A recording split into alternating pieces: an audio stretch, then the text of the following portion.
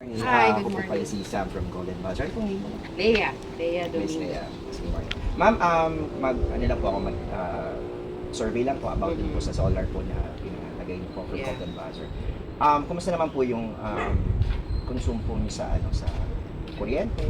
O nakatipid po ba kayo? Oo, nakatipid. Itong last, yung for December, almost half Half the price nawala sa sa Meralco bill. okay. Ito sa hybrid po na pinalagay niyo, may battery na po ba yun? Wala pa. Wala pa po.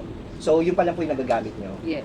without battery. Oo. So, eventually, maybe soon, So magpapalagay. maybe in a month or two, papakabit na rin kami ng battery. Ano sa akin, So, mas explain mararamdaman. sa akin sa Golden Buzzer, yung ko-consume ko ngayon for the hybrid is yung for morning For consumption. morning, yes. So, kaya Exactly. half pa yung consumption ko sa Meralco is because at night time, naka-Meralco pa rin.